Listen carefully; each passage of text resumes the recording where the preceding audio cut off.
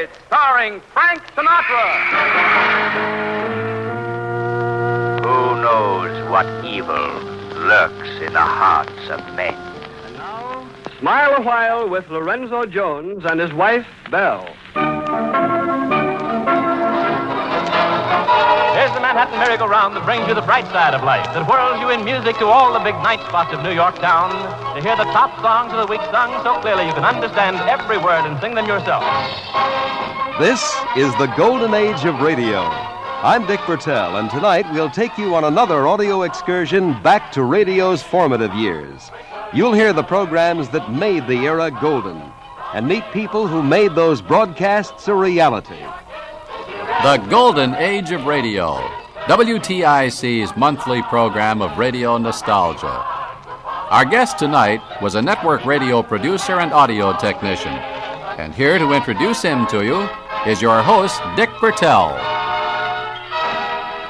Good evening, and with me once again is radio collector Ed Corcoran. And Ed, we're bringing back a guest who was with us several months ago tonight because his career touched on such a fabulous era in radio broadcasting, the formative years of network radio. Yeah, from 1929 to approximately 1947, if I recall, Dick. That's right. Aldo Gisalbert of New Milford, Connecticut is our guest again, and I guess we had such a great reaction to your first visit that we just want to tell more stories or hear more stories from you about those formative years when you were both an engineer and a producer with NBC. I thought we would talk about, some of the things that people perhaps don't realize with regard to the early networks. The fact, for example, at NBC that they wouldn't allow anything recorded on the air. Well, it was not only NBC, but I believe the same existed with our competitive network at that time, which was CBS. Mm-hmm. I think it was more of a prestige thing, since there were many, many small stations coming into being throughout the country. And, of course, in order to exist, they were playing phonograph music, naturally. And some were picking up little minor orchestras from dance halls, local dance halls or small restaurants and hotels, and trying to put on little dramatic shows of their own, most of them late in age, God bless them, because they didn't have the facilities nor the talent. So NBC, in order to build themselves up, everything had to be done, as well as CBS, had to be done manually. Sound effects had to be done manually. Wind had to be created in strange manners and ways.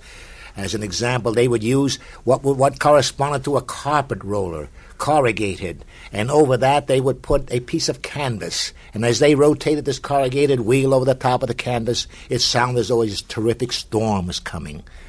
If lightning struck, the lightning that struck would be a fellow with a wide stick, about 2 inches wide and possibly 3 feet long, made of very flexible wood, hitting a pad very similar like a pad on a stuffed chair. Mm-hmm, mm-hmm. That would give the effect of lightning. Now when lightning struck and the fire would be formed, they would take ordinary cellophane and crumple that cellophane.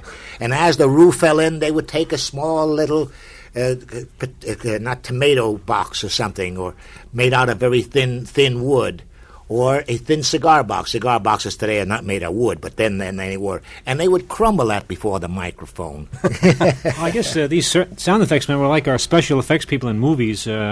Were there any of these effects were very hard to achieve, and it took an awful lot of ingenuity before they finally got them to work? What part would you play as the engineer, for example, in trying to pick up these effects? Well, you would try to pick up, and of course you would also lend your ideas and imagination towards these things, and that was all amalgamated together. It was a great and happy family, in those days. Everyone worked together humorously and...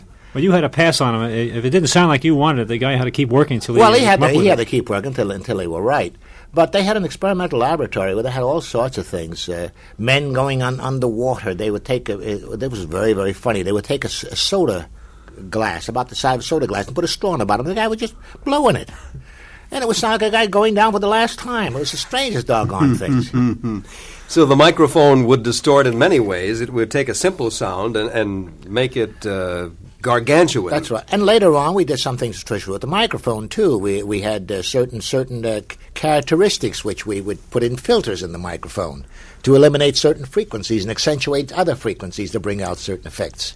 Now you said, too... And echo chambers and things of that kind. You said, too, Gis, that the actors and actresses themselves had to learn how to use a microphone properly so that they could develop the proper perspective for the director. And they would do mechanical fades, for example. Oh, definitely. Well, today with TV, you see, you have the assistance of your eye. And that is a wonderful medium. So-and-so and Jane is coming down the pike riding a horse, you know. She's hardly visible on the screen. She's accompanied by a symphony orchestra, and she's singing right in your ear. It doesn't increase or decrease as she comes on stage. Well, now, if that were taken in radio, you had to create all your perspective in radio by sound. Mm-hmm. If someone were coming in a distance and opening a door, that sound effect had to be at a distance. The door would be closed. The footsteps would come in, and they would increase in intensity until they finally got on stage. And if they called, they would call off stage. Or if they were talking as they were coming in, that voice would be coming louder, not only in intensity, but also in distant value. If a fellow was before the microphone, now he could do it two ways, standing up. Each one normally had a microphone. So they say they were fading off microphone. They could do it two ways. By walking backwards, and that was rather dangerous. If you had a lot of sound effects, you might waltz into a sound effect or take a timpani with you, or if you musicians. So what they do, they went down on their haunches, and they practically wound up on the floor and kept on talking or playing a violin sometimes going down. That would give the same effect as going away. Now, if you had these antics today, and someone that hadn't seen that before, they would look at that thing. You couldn't possibly have a live audience on that because people would laugh their heads off. But there were characters, you know, men as well as females, that would imitate crying babies or imitate barnyard noises or birds. And these characters would come in, properly dressed, you know. Some of them not only well-dressed, but very well-dressed, and produce these baby sounds. And people would look at that guy's a nut. But all this was taken very, very serious in those days, because even though you looked at a program, the fact that you saw all these antics going on, in your mind's eye, your eyes were closed to what was going on, and your ears were receiving an image that you can't possibly get today. If you were to take the average TV show, and I'm not throwing off on TV, mind you, and close your eyes on a dramatic show, you'd be in a hell of a soup trying to find out what was going on. I suppose you would. Because the perspective would be completely destroyed because your eyes are your assist there. We'll get back to our guest, Aldo Gisalbert, right after this.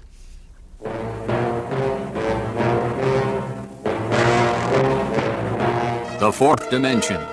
The Future. The inexplicable, the unknown.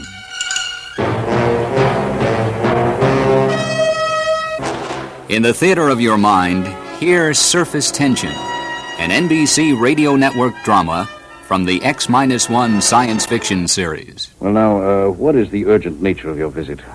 Mr. President, for some time now at the Nuclear Institute, a group of us have been making a study of a new star.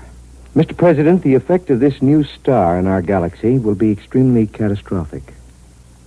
At the rate it's expanding, it will cause the sun to explode.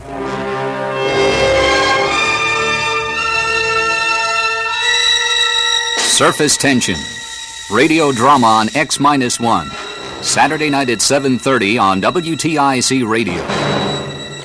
See it in your mind.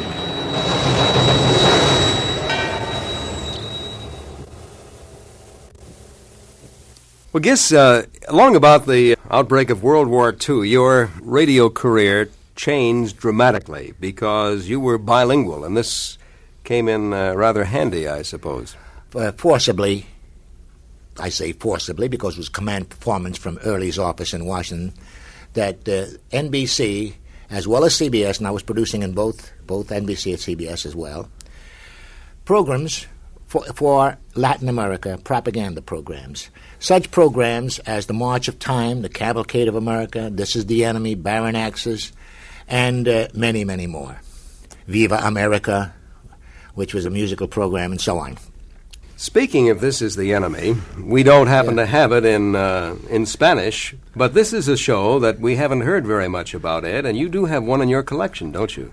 Yes, Dick. I'm rather proud of the show. It was done during World War II, and it was purely propaganda. I think it was its purpose in English, too. Yes. And it did have a lot of important radio actors that were available at that time. And it was kind of what we were doing in English, the Germans were doing in German, trying to present our side of the war. The United States government presents This is Our Enemy.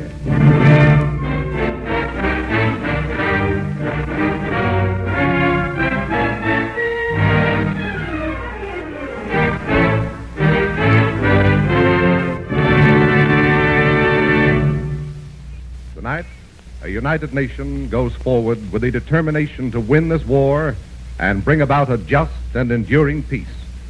But we cannot win our war or make our peace unless we understand the character of the enemy we are fighting. That is why your government is bringing these programs to you. This is a program of truth. This is the truth about our enemy.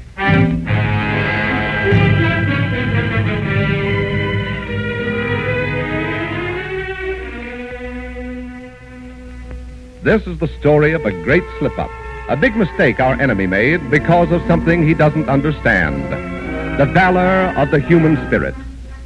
Czechoslovakia had been taken at Munich without the firing of a shot, the waste of a single German soldier. And now just move in and check that country off the problem list. Of course, the Czech people would obey. They were defeated. They were helpless. There will be a parade in Prague Wednesday to honor the National Socialist Party and to pay tribute to Reich Protector von Neurath. All Czech citizens will attend and cheer.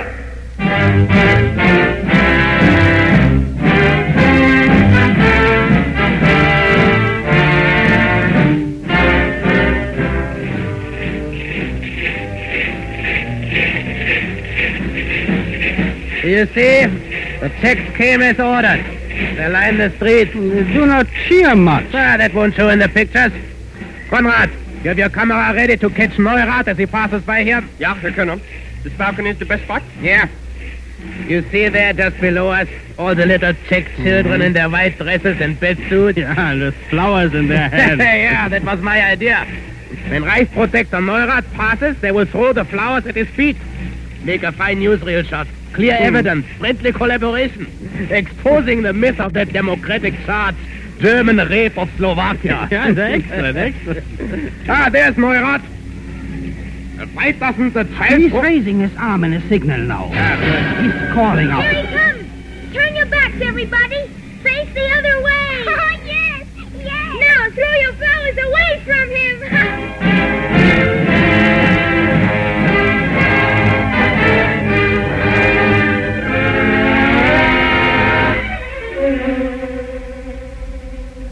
The Nazis didn't get their pretty pictures. But, after all, revolt of the children, what did that matter? The conquerors strode on. Poland. Denmark.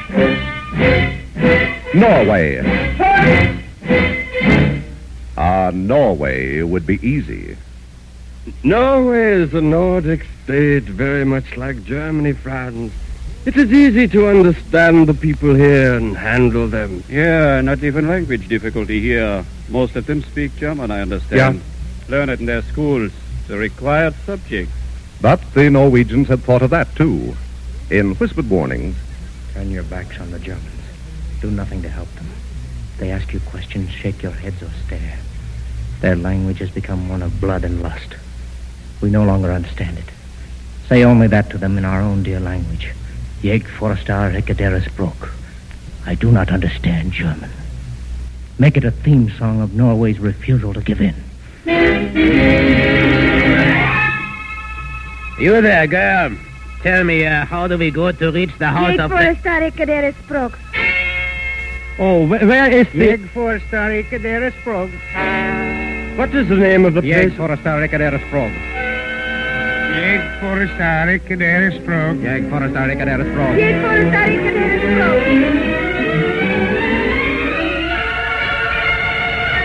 Annoying? Yes. Provoking, inconvenient, insulting. But really of no consequence. Check off Norway. Taken. And move on.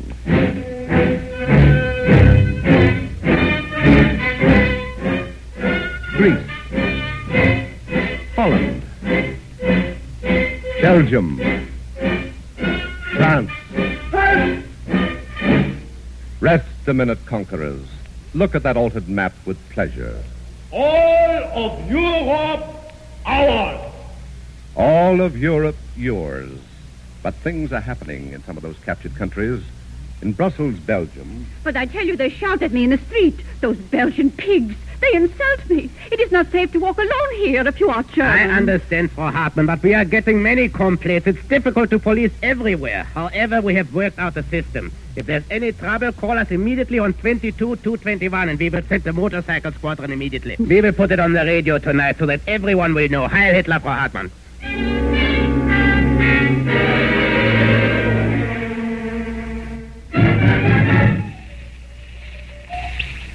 Any Germans in Brussels molested on the streets should immediately call number 22-221, and we will send officers. Under no circumstances shall any Belgian call that number. Under no circumstances shall any Belgian call it. Under no circumstances. What is it, Henri? What are you thinking? So, no Belgian is to call that number. Wait till I get Jean and Baptiste. No, Henri, they could trace the calls. No! They couldn't trace them from public street boxes, Maria.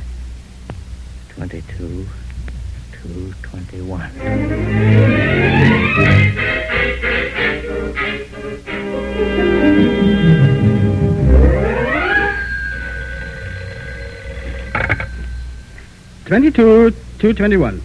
Yes? Yes, where? Montague Street and Avenue Louise? At once. Another complaint. The squad isn't back from the others yet. Yes? 22-221. That's right. What? Throwing stones and using clubs? Another? Everyone is out now on duty. So many calls. We'll send someone when we can, yes. Yeah? 22-221. Yeah? Captain Gerhardt. Oh, glad you are back. We are getting 4 calls a minute. I hope there are better calls than the 3 we've just been on. What do you mean, better? False alarms, jokes. What? Each call was the same. When we got there, the streets were empty. No complainants, no violators, but on the wall, scrawled in chalk, a V sign. And 1918. Belgian. Obviously. Then all these calls. Yeah, of course, playing jokes. But degenerate people, they lose a war and yet play stupid jokes on their betters. But don't you see? They do not seem to think we are their betters. They are not acting as though they are afraid of us in spite of everything. I do not like that. They ought to be afraid.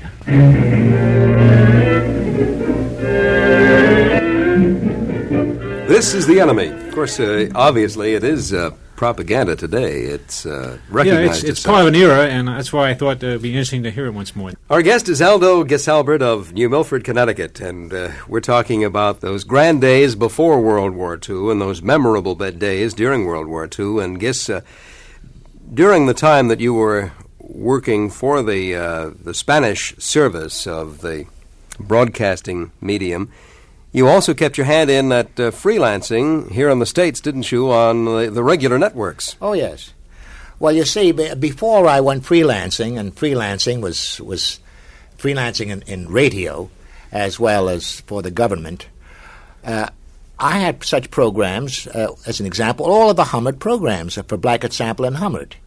And I mean all of the programs. I don't mean that I had some of the dramatic shows, but most of his musical shows. And I kept every single one of them on a freelance basis. Now, the Hummerts were whom? Frank and Ann Hummert were a couple of characters, bless their hearts, but they owned outright the title and the programs that were musical programs that were produced under the labels of Blackett, Sample, and Hummert. Now you had Friday night on Broadway, as an example. The American Melody Hour at CBS. You had Frank Munn and Virginia Ray on NBC. You had many, The Wall's Time. You had all sorts of musical programs. And these musical programs, fortunately, I kept. And I think perhaps the most famous was Manhattan Merry-Go-Round. Manhattan Merry-Go-Round, yes. It was the most famous because you had two of the most delightful people in radio. Frank Munn, who had an angelic voice, and Frank, I should say, if he ever got on the scales at that time, weighed no less than 350 pounds or more. Mm-hmm. And, of course, Virginia Ray was just the opposite. She was a slim little girl. But both of them, they were troopers of the first waters. They had delightful voices. Abe Lyman was a very fine conductor. What was the concept as far as the Hummerts were concerned in presenting a musical program? Well, today it would be called corny. But there is nothing wrong with good, especially good corn from Connecticut. You know, we have the best corn in the country in Connecticut. I agree. And the Hummerts had a beautiful, corny recipe for their programs. The program was introduced, first of all, by name. The theme sang about Manhattan and its environs, its atmosphere. The first number was introduced by the title of the song itself, and the lyrics were also recited together with the copy. The principles were then introduced, and as a final payoff, again, the portion of the lyrics were identified. So by the time that you got the first few bars of the introduction, you knew that number. It was corny, but it was extremely effective. It was a little tiresome at times to the intellectual, but doggone it, the music was good. The songs were good.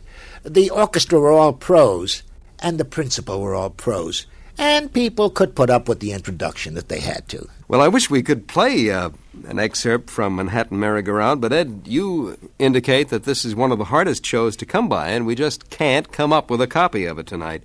So I thought we'd turn to another of the very popular Hummert programs. This is a soap opera I'm sure everybody will recall, Ma Perkins. And this particular episode takes us back to the year 1944. Everyone was interested in asking Fay about the trouble between Ma and Evie.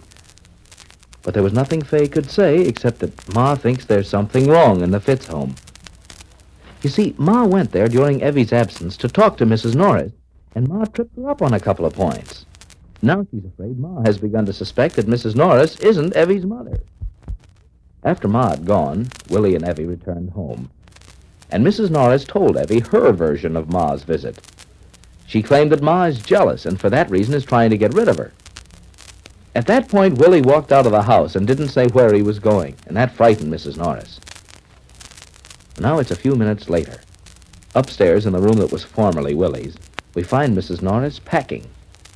Evie still doesn't understand what this is all about and is saying, Mother, Willie and I have done everything we could to make you happy here. Evie, if you'll just let me get at my clothes, I'm leaving this house tonight. But I just don't know what to say. Will you hand me that dress there, please? Mother, if you have to go, this is no way for you to leave. You should never have let William go out of that front door. I don't know where Willie went to. Well, I do. And it's just to cause trouble.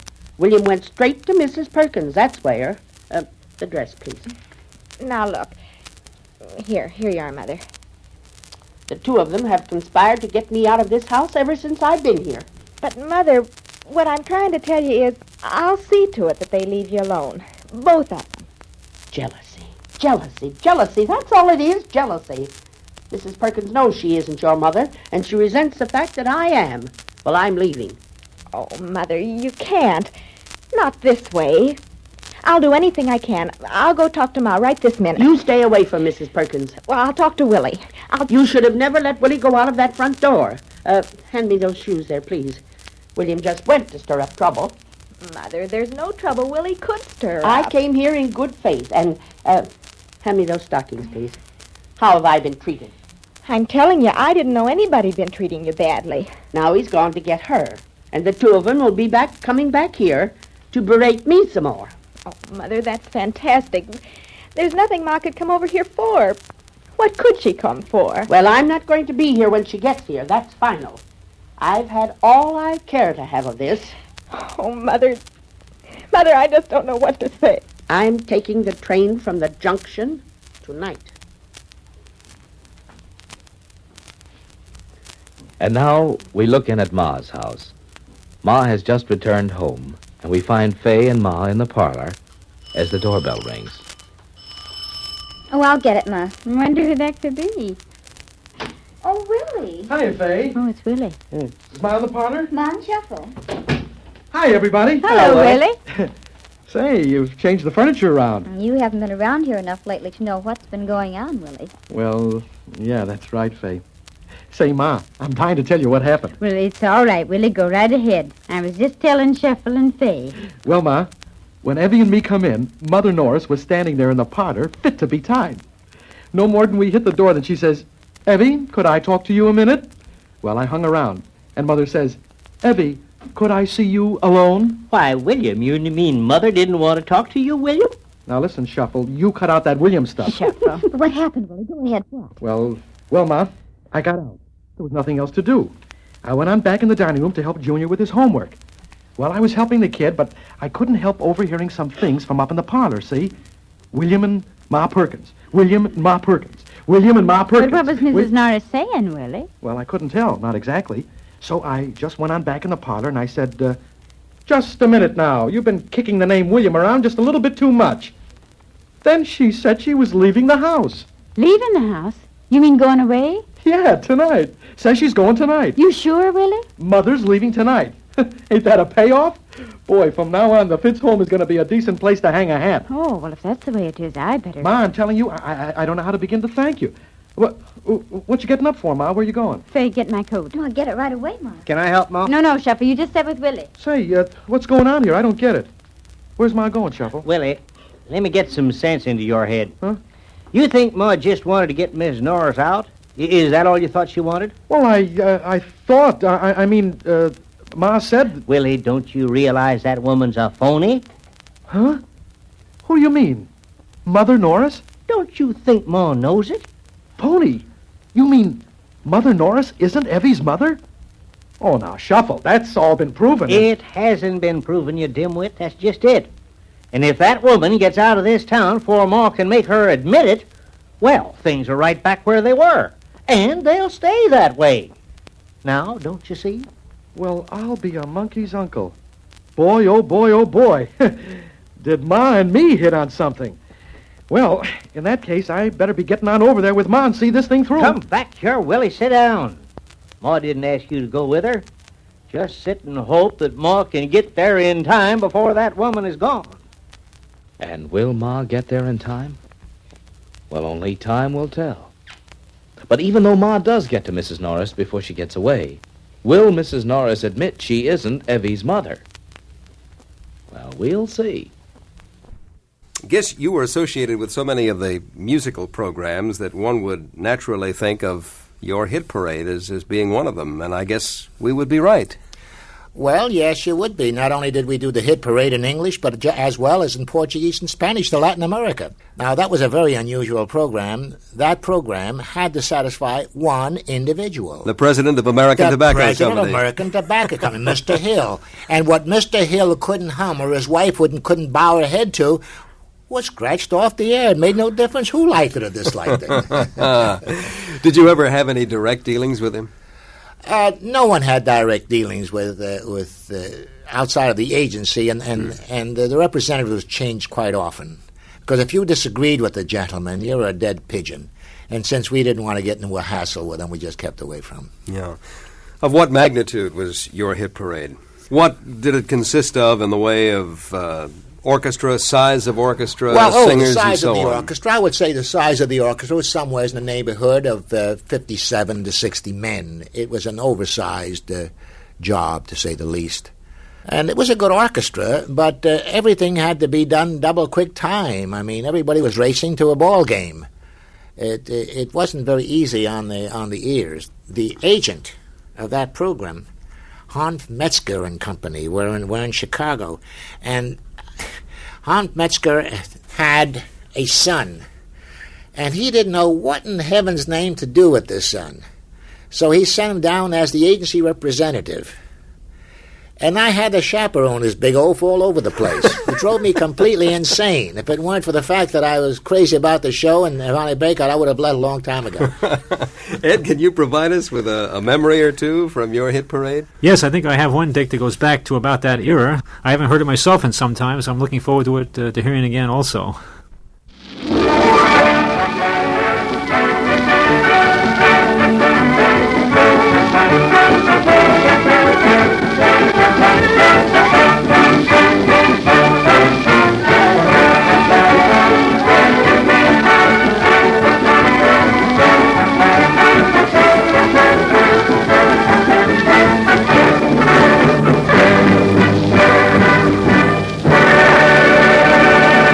The Hit Parade. For the next hour, the 15 most popular songs of this week, played by Lenny Hayton and his orchestra and sung by Lucky's own group of soloists. Once again, the voice of the people has spoken in selecting the tunes for the Hit Parade. New Yorkers and Californians, Northerners and Southerners, Republicans, Democrats, men, women, and children, 120 million of you have told us what songs you want to hear this Saturday night. You've told us by your purchases of sheet music and records, by your requests to orchestra leaders at places you dance, by the tunes you listen to on favorite radio programs.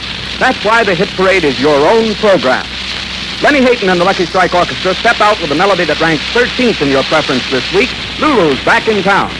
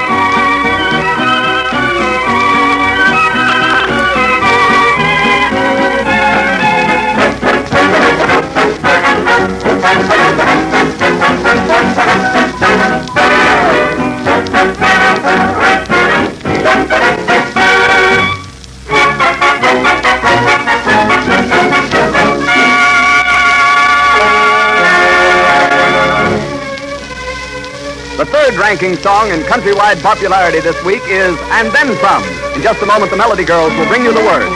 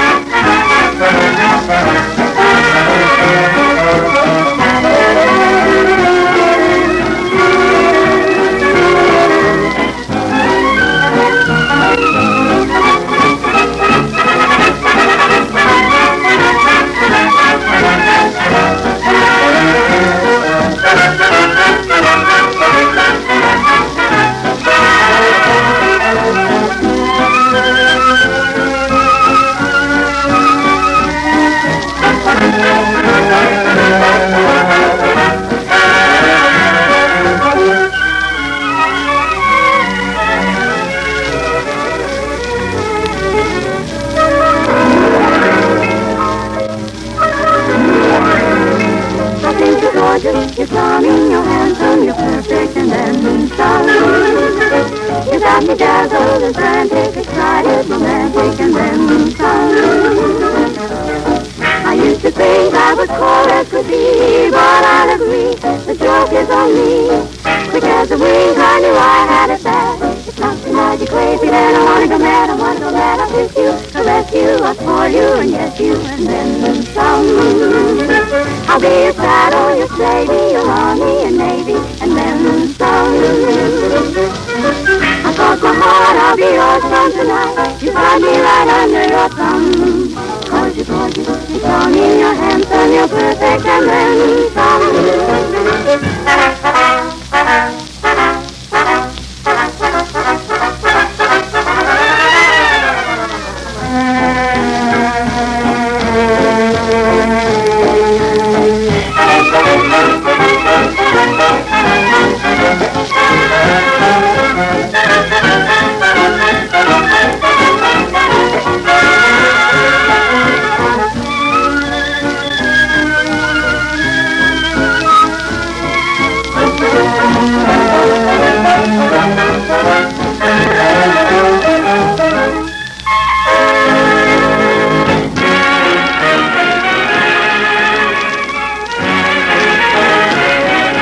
That goes back to the 30s, and that's, of course, the period at which you were producing the show. That's right. And there was one particular show, a great musical program with which you were associated guests, where the sponsor's wife inadvertently created the theme song. That happened on a delightful day. It happened, matter of fact, I believe, on a Thanksgiving Day, when we were forced to work at NBC, and this program hadn't been on at the time. Alois Avrilla was the announcer. Bill Daly was the conductor, and this was the Firestone Hour. And Mr. and Mrs. Harvey Firestone, Jr. would come down most every week. They were the sweetest and nicest people you could ever come in contact with. And at this particular day, to celebrate, they had a whole suite of rooms at the McAlpin Hotel. Mrs. Firestone Sr. came down. Bill Daly was a glorious conductor, a wonderful person, and a character. If Bill was cold, underneath his white tie outfit, he would wear a tattered green sweater. And that tattered green sweater, the sleeves, as he was conducting, would come out more and more until he finally practically covered his hands. Bill was completely oblivious of all this and happy as a cocoon. Well, we happened to be at dinner in between rehearsal and the broadcast as guests of Mrs. Firestone Sr. in their suite of rooms at the McAlpin. Alois Avrilla was there, I was there, our engineer at the time was there, Jens Weiss, and also Bill Daly. During the course of dinner, Mrs. Firestone said, "Mr. Daly, you know, there's a tune that's been going through my mind. I just can't get it out of my head. Do you mind if I hum it?" "Well, I'll be delighted. Won't you do that?" So she hummed it. With this, Bill took out a pencil and paper and jotted down a few guiding notes. Well, the following week, with chorus, orchestra, principals, and all, came, and she was a guest. We made sure that she would be a guest, Mrs. Firestone Sr., at the program. And Bill Daly came forth with this number of Mrs. Firestone Sr., with the most beautiful orchestration that you ever heard. Well, the old lady was so moved that she was in tears. I can imagine. And it's been the theme song ever since. Yeah, if I Could Tell You, wasn't that the name? That's right. I think you're right, Ed. Right. If I Could Tell You.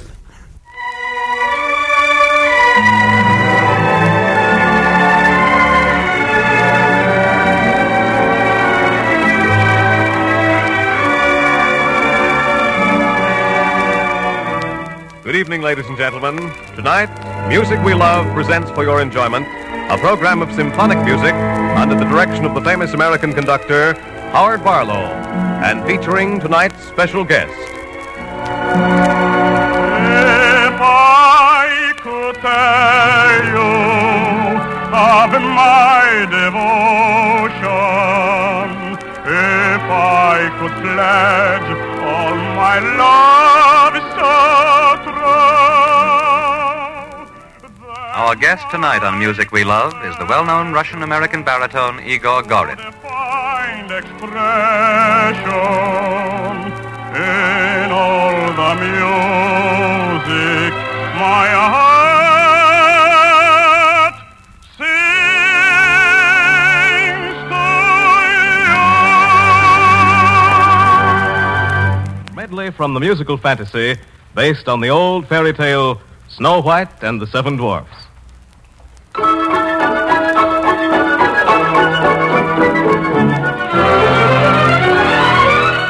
while you work. Put on that grin and start right in to whistle loud and long. Just from a merry tune. Just do your best and take a rest and sing yourself a song.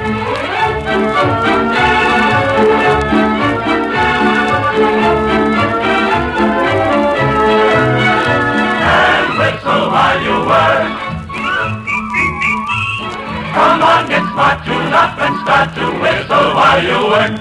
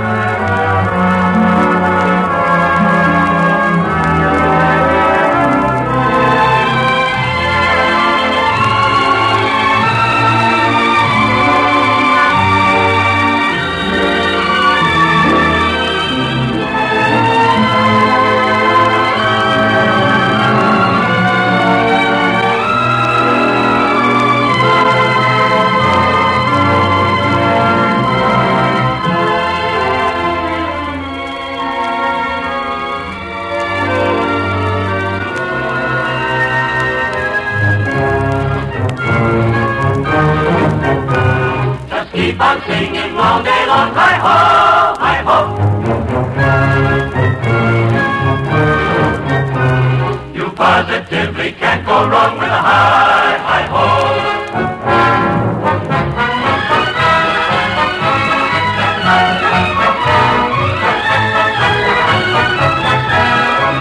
Hi-ho, hi-ho, hi-ho, all 7 in a row.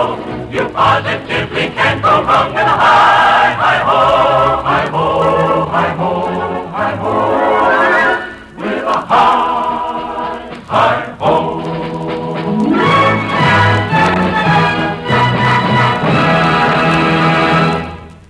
Well, guess one of the great comedians with whom you worked, I guess you were the producer on the program. Perhaps you were the engineer, too. I don't know. Was Banjo-Eyes himself, Eddie Cantor? Oh, yes, absolutely. In which capacity, or both? Both capacities, yes. Freelance. What sort of a person was Eddie Cantor like to work with? Eddie Cantor was... He was like that fly we were trying to catch a little while ago in the studio. He would be 4 places at the same time. He was a nervous little fellow, a wonderful personality. It was the hardest thing in the world to try to catch him with a microphone. We would have microphones in different positions, so wherever you happen to be, we'd turn that microphone on. Absolutely sure to catch him in time. Ed, do you have any favorites on the Eddie Cantor show? I'm kind of partial to the Mad Russian. The Russians have been kind of under the gun here. Well, yes, they were pretty good at that time. Of course, you had good many Russian programs on, too. Yes. And everybody loved them, I would say. Yes. Do you think you could recreate him for us? Yes, not myself, but I have a recording which will do the job, Nick. Here we go. The Eddie Cantor Show.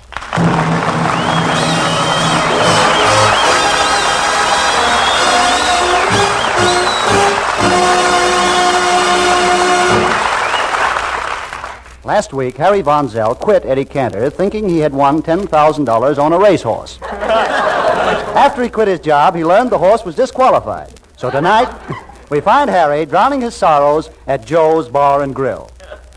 All right, bartender, fill it up again. Now, look, Von Zell, don't you think you've had enough? You can hardly move now. I don't care. Fill it up once more.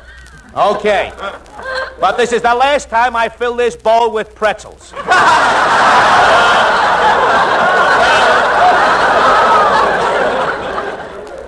Look, Harry, why don't you forget your pride and ask Cantor to take you back? Never. He'll come crawling to me. Just let him go on the air tonight without me and flop. You know, he may get another announcer. Another announcer. You think the public would stand for that? And besides, no announcer would take my job away from me. We announcers stick together. Quiet, Harry. Here's the program. Yeah. Ladies and gentlemen, this is the Eddie Cantor Show, and tonight I'm forced to tell you that Harry Von Zell will not be with us.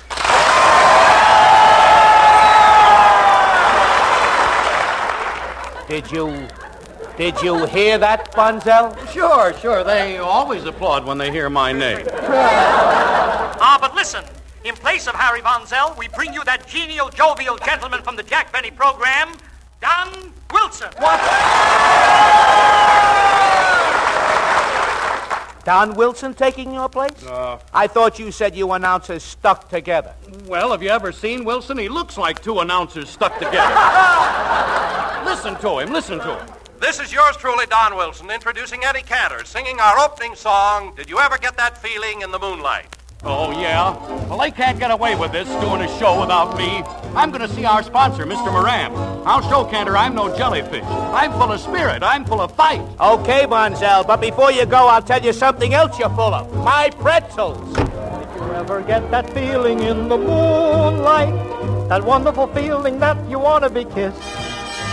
You're strolling in the park, the stars so bright above. You'd love to love somebody, but there's nobody there to love. Did you ever get that longing on a June night? That wonderful longing you can never resist. Did you ever get that feeling in the moonlight? That feeling that says you want to be kissed? Did you ever get that feeling in the moonlight? That feeling you want to be kissed? Why, you're strolling in the park, the stars so bright above. You'd love to love somebody, but there's nobody there to love. Did you ever get that longing on a June night? That longing you just can't resist. Did you ever get that feeling in the moonlight? The feeling that says you want to be kissed. What's your lipstick? The feeling that says you want to be kissed.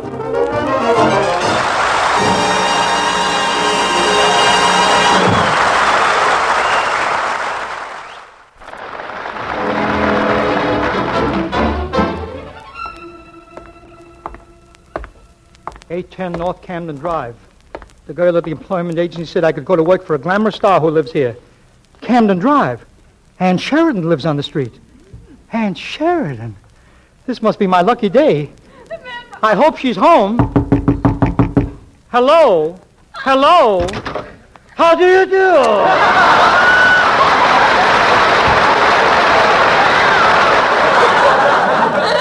Russian, I thought Ann Sheridan was living here in this house. I'm disappointed. Ha! He's disappointed. Russian, please be serious. If I can't work, if I can't find work, if I can't work at all, I'll be standing on the corner of Hollywood and Vine, begging. Kemper! Yeah? I'd never allow you to stand begging on the corner of Hollywood and Vine. You wouldn't? That's my corner. Take Sunset. Look, Russian, don't you understand, please? Yeah? I've lost my radio job. I'm desperate. I'm even willing to take this job as your valet. Very well, Kemper. You may join my staff. Tell me, what are my duties? If I ring once, that is for the upstairs maid. Mm-hmm. If I ring twice, that is for the downstairs maid. What about me? You get your own maid. Yep.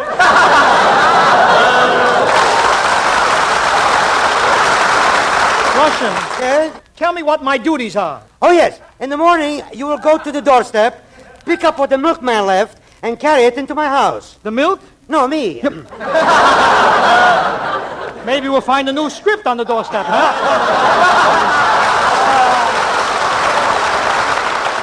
Russian, I don't understand. The milkman brings you home? You mean to say that you drink? That is quite so. Yes. Every morning for breakfast, I want my own formula for rum and Coca-Cola. Your own formula, what is that? First I am taking 1 jigger of Cuban rum, Yes. 2 jiggers of Jamaica rum, then I am adding 3 jiggers of Puerto Rican rum, Yeah. and finally 1 jigger of Hawaiian rum. But Russian, you haven't once mentioned Coca-Cola. After all that rum, who can say Coca-Cola? All right, Russian. Go on with my duties. After you wake me up in the morning, Yes? immediately lift the Venetian blinds. The Venetian blinds, where are they? Across the street in Betty Grable's house. Russian, tell me, when do I start? First, I must check on your references. Yes? I have to be careful, you know. Yeah? Only recently, I had trouble with my chauffeur. Tell me, what happened? You see, Yeah? one morning I overheard him planning to take my car and run away with my wife. Yeah. And that night, while I was asleep, it happened. He took your car and ran away with your wife? Most, yes. Russian, if you knew he was going to take your car and run away with your wife, why did you leave the keys in the car? Silly boy. Oh, I'd never work for you. I'm getting out of here.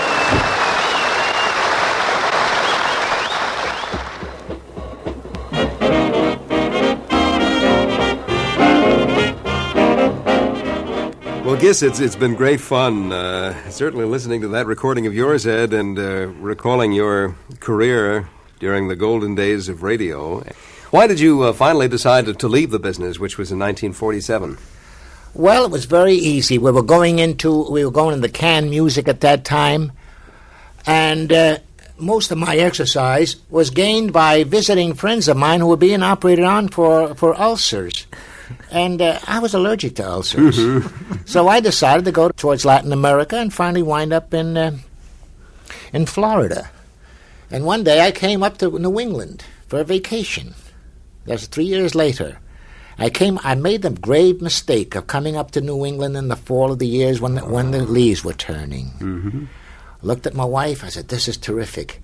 Let's stay here for a while. Let's try to see if we can find a little small place where we can live." We did. We're still living there. Good for you. Aldo Gisalbert, thank you very much for being our guest once again here on the Golden Age of Radio. It's been great fun. Yes, and I think we'll have to even back a third time, Dick. Right, we still haven't covered the whole story. We'll do that. But until next time, this is Dick Bertel. This is Ed Corcoran. Good night. The Golden Age of Radio. WTIC's monthly program of radio nostalgia was hosted by Dick Bertel and radio historian Ed Corcoran. Be sure to hear the next Golden Age of Radio broadcast Wednesday, February 20th at 9:05, when our guest will be actor Larry Haynes, now featured on the CBS television daily drama Search for Tomorrow. You'll hear about his radio career and listen to excerpts from programs such as Inner Sanctum.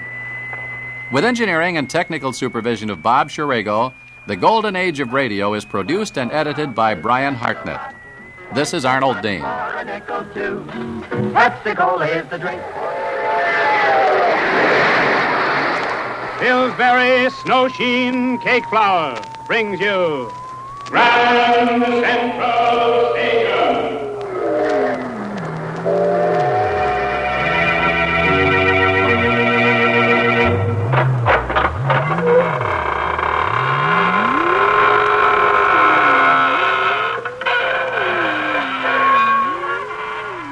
Good evening, friends of the Inner Sanctum. This is your host to welcome you in through the squeaking door to another half hour of horror.